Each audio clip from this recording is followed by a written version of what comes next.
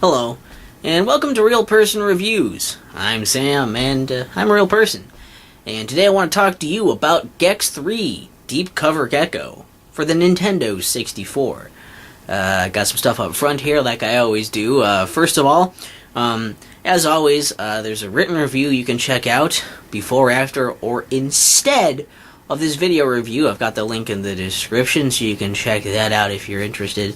Also, I'm doing this on the Nintendo 64 version of Xtra Deep Cover Gecko, because that's the one I have. I do not have the PlayStation version. I have nothing to play that version on, so if there's any differences between the two, I don't really necessarily know. This is the one I'm playing, just so you're aware. Also, I'm probably going to be doing a lot of comparing to the previous title, Gex 64, Enter the Gecko, which is also on PlayStation as well, but again, I only reviewed the N64 version, so if you want to check that out, you might want to do that first, just so that you're up to speed on this, so I don't have to repeat myself as much, and so I don't, just so you know what I'm comparing this stuff to a little bit more. And I think that's mostly it. Also, I think a couple other little things right now. I finally had time to start. I really want to get some more reviews done, so I'm trying to get the stuff in when I can. It's very fucking windy right now, so if you hear how windy it is in the background, it's because it's really fucking windy. And also, I hope it doesn't start like raining or something during this. And also, I don't know how the new TV is necessarily going to look with my camera, because I have a different TV now. And it makes my games look a little different. Not necessarily super happy with it, but it's okay. It's alright. Well, so, hopefully you guys think it looks okay as well. I think that's everything, so I think we'll just jump right into her. So, the overall plot here in Gex 3, I guess, is that, you're a secret agent, which I think maybe you were supposed to be before as well, I guess. You're, I don't know, your partner in espionage, Agent Xtra, who happens to be a hot lady, has been kidnapped by Rez, the series antagonist. Also, I believe she's played by a porn star. I could be wrong on that, but I think she might have been a porn star. Might have to check on that. Anyways, that's obviously why you want to save her, because she's your partner, and not because she's hot and possibly a porn star. And, I mean, how would a gecko and a human...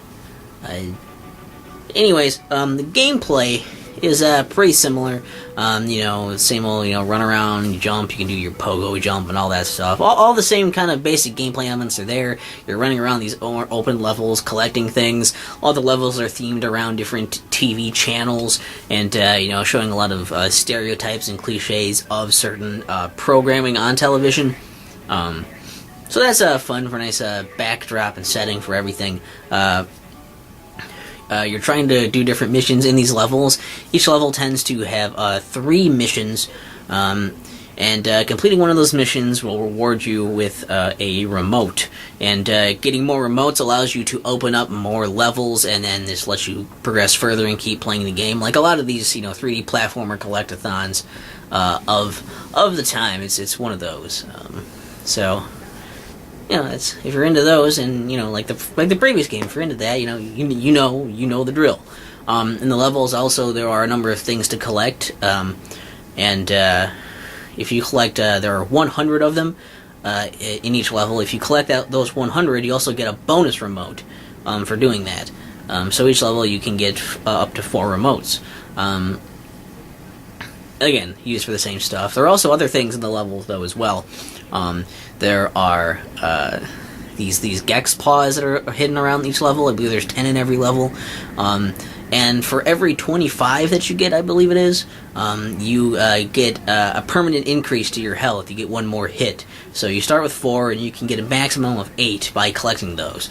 They're usually a little more well hidden, because there's less of them as well, but they can be pretty useful for that. And then there are 3 bonus coins. I believe every level has 3 bonus coins in it.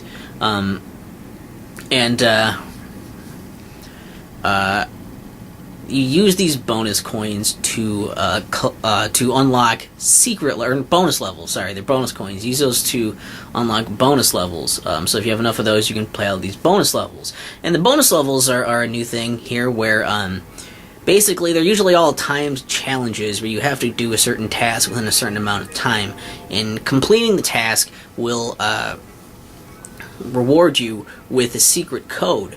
And this code can be used in the Gex Vault, which is part of the hub world, where you can go there, and the Gex Vault opens once you beat the 4 secret levels, which are kind of like the bonus levels, except they don't require bonus coins to play. So you can go in, and as long as you can beat the challenges in those, and the 4 of those, you unlock the Gex Vault, and you can start using those codes you unlocked from the bonus levels you beat. And you can get a variety of different rewards for putting in those codes. So that's the whole thing. There's also a hub world here, like in the previous game, except the hub world also has a few connected hub worlds as well. And I believe one of them is open to you right away, so you can do these first preliminary levels. You'll probably want to start with the training, because there is a little training place you can go to, and then you can open up these other levels. There is other hubs you kind of go into. Each hub has its own set of levels connected to it. And each one is kind of a little more themed. The one you start in is like the mission control. It's Gex Cave. So like you just go around in his headquarters basically, and then it opens up these other areas with other levels that are trying to be more fitting, kind of, at least more or less, to the surrounding areas where they're located. So there's kind of all these little mini hub worlds for each section like that.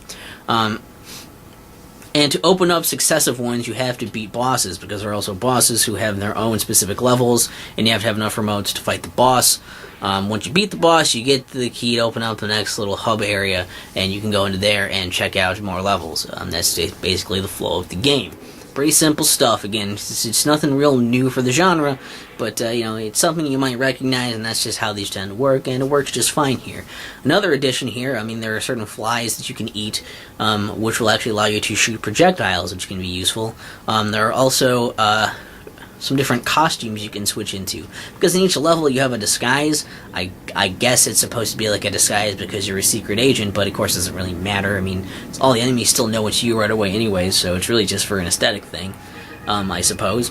But some of them have the ability to give you the ability to glide, which like for example, one of the earlier ones, you can turn into like a vampire. And as a vampire, you can use like your cape to glide by holding the R button when you're in midair, and it lets you get to further places. You can also but also a quick mention with that too. The functionality of R and Z have been flipped in this game, so you use R to crouch and for the long jumps as well, and Z eats flies. So that's another little change. Also, I guess it is a change that the collectibles you get 100. If you die, you start from your last checkpoint, or if you didn't hit a checkpoint, you start from the beginning. You have to collect them all again. There are exactly 100 in there, so you can't use the exploit from the previous game where if you die, you keep the same amount, and they keep changing what they are. Here, it's just they're all one type of collectible, and there's a limited amount throughout the entire thing. There's 100 exactly, so that's another change as well. Also, a lot of new things here. A popular thing is that you can ride a lot of different animals for certain levels. That's a new thing. You can go to these weird sub-levels by looking at certain objects. You can snowboard in some places, and just some other neat level-specific things that you're able to do with these different costumes and transformations and all these different little pieces that are usually somewhat level-specific. So lots of tweaks. I guess there's been a lot of tweaks and refinements going on here, and some new things being thrown into the mix as well.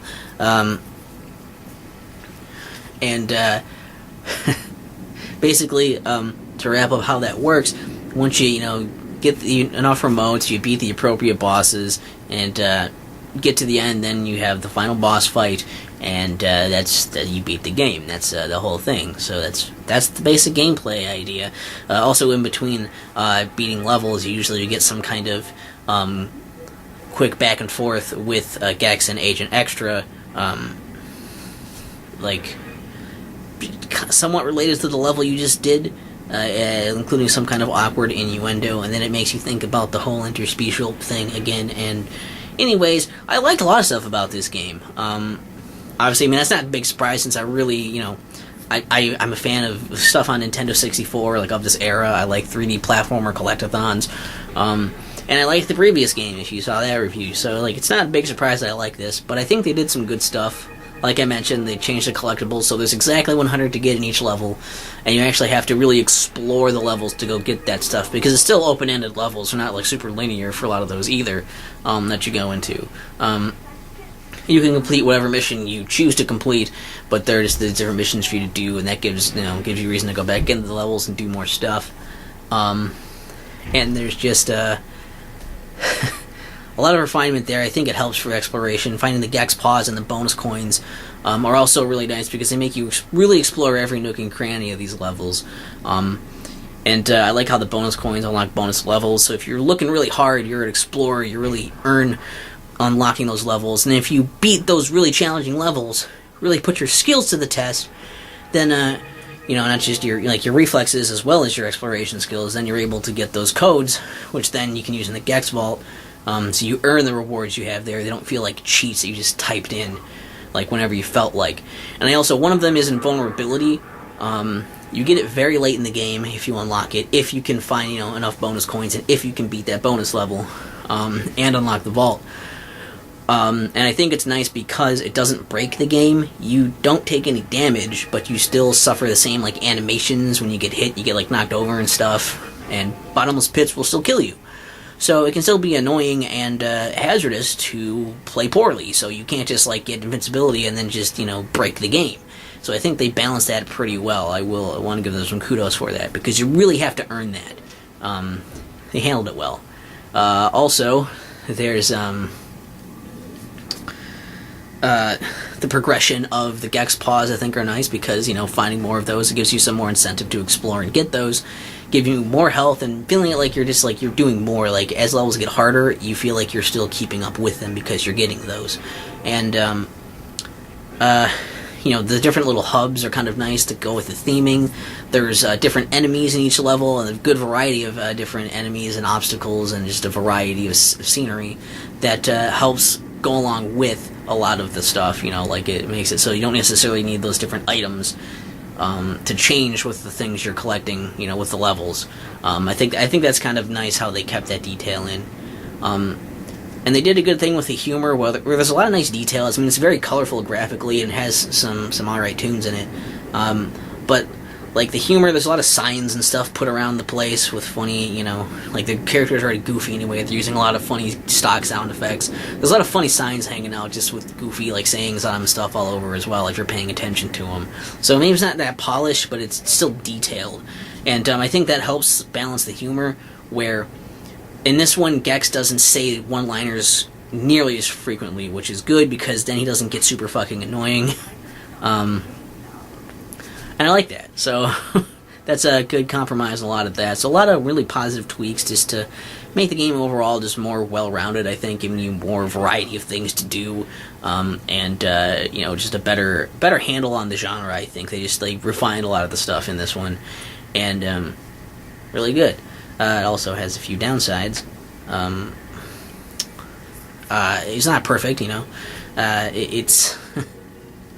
It has, I guess, one thing is, like, it is a little annoying that they switched Z and R, that functionality, which, usually you associate Z with doing things like crouches and long jumps, from other games, and especially from the previous game where you use the button for the same things, and they flipped them.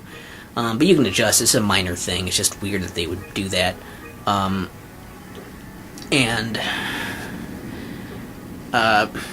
there's some frame rate issues, I guess. Even for a Nintendo 64 game, they do slow down sometimes, I guess, and they can be a little inconsistent at times, but there are some points where the game gets noticeably slow, and not too many times, and again, not game-breaking, but it is noticeable in certain parts. Also, there's a weird glitch going on with my controller, where sometimes it would, I don't know if it's my controller or the game, but it just started happening with this game, so maybe, where every once in a while, like, it would just, like, get me stuck walking in one direction. I now have to unplug it and plug it back in. It never froze on me from doing that, though the game itself did freeze on me a few times. It happens, I guess. I just don't know if that's related to this game. It hasn't happened in other games yet, but I guess we'll see after this, so I'll keep it posted if you keep watching the reviews. And also there's a glitch I encountered. There's not much information on this also, by the way, because I looked up, tried to find out what happened with this glitch. There's really not much information about the N64 version of this game, nor a whole lot in general on this game, for walkthroughs and anything, and just guides and anything. Well, I had a thing where basically, I think here's what I think happened, okay, so, I couldn't get one of the remotes in the level. I did all the stuff, I got to the place, I finished it, and then this shit. Because you're supposed to save a character in this level. And I got to the place where the character is supposed to be in a cage that you're supposed to open, and I got there with all the stuff, I could have opened it, but he just wasn't there. And if, opening that cage triggers the activation of the remote for you to collect. But earlier, I got the last of the secret levels done, and I got the last of the bonus levels done, so I went to the Gex Vault and tried out all my codes that I got to see what they did. One of them unlocked that character, allowed me to play as that character. And you can play as that character in the bonus levels, but, and I think the secret levels maybe too, but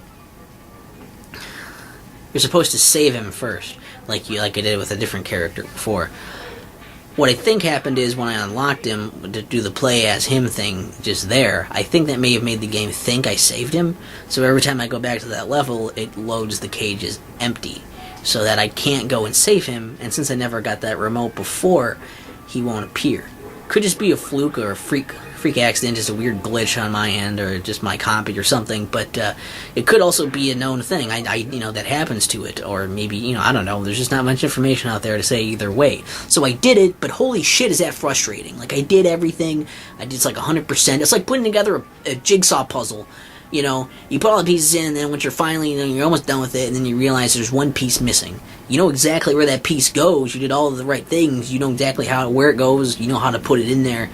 You did it, but you just don't have that last piece to actually put there. It still feels kind of unsatisfying. What are you gonna just go and buy a whole other puzzle and do it all over again right away? No. I'm a real person. This is real person reviews. I'm not going to start the entire game over when this is one of the last fucking levels just to try and unlock that thing and do all that shit over again. Fuck that. Next time I play it, I'll keep it in mind and try to do this. However, is there anything at the end of it for doing that? Do you get anything bonus for getting 100% completely? I don't know. Nothing says. There's not enough information online to tell me that, especially not on this version. And also related to the ending is... So putting in the codes, don't put those in until you get that one at least, or just, look up what the codes are before you start putting them in so you don't put that one in anyways, that's what I'm saying.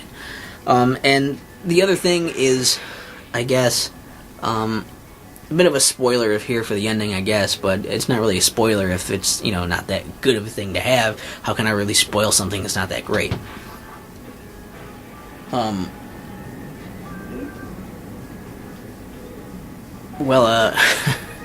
What happens is, you beat the game, beat the last boss, and then instead of having like a cutscene or some cool thing happen where you finally find the partner you're looking for, instead, what happens is,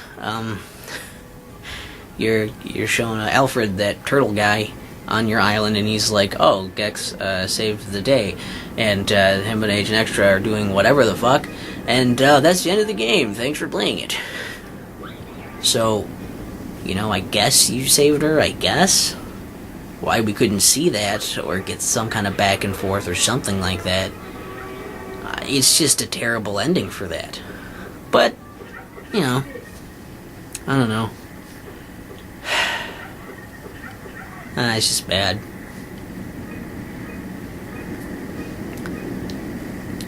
Well, that's Gex 3, Deep Cover Gecko. I gotta say, I actually liked it quite a bit. If you can see the price tag there, look at that. $7, that's not bad. That's not a bad price at all. I mean, I would recommend, if you can find this, this is probably worth, I would say, maybe $15 to $20. Especially if you really liked the previous game. You'll probably like this one. It's very similar in many ways. I think it's a bit more refined. I like it a bit better. And, you know, they're definitely ones that are for the 3D collect-a-thon platformers. These are great, especially for this era, and if you have Nintendo 64, they're great additions to your collection, because I know people think there's not a lot of stuff on there, but these are some nice gems that you don't hear people talk about nearly enough, and I think are really worth checking out.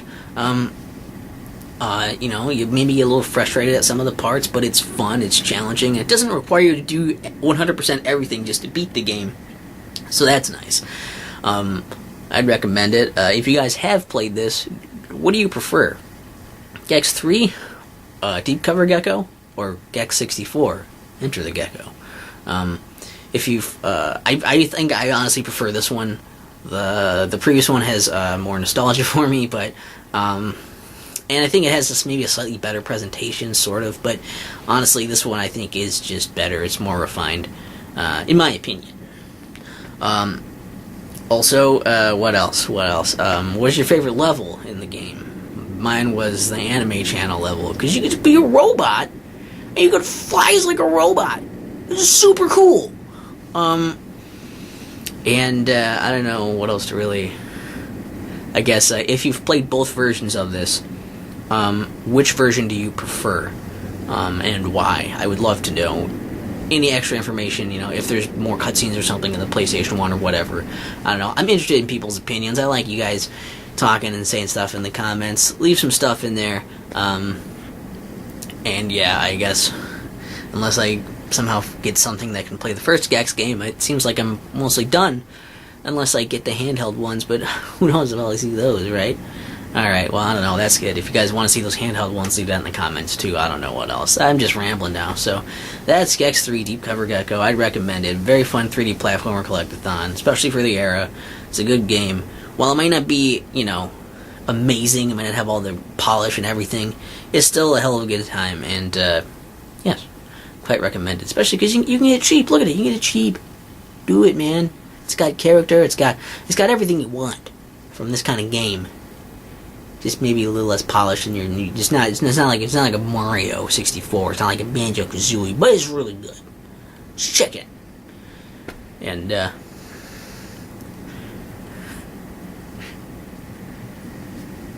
got Gex 3. Licking my way to the top.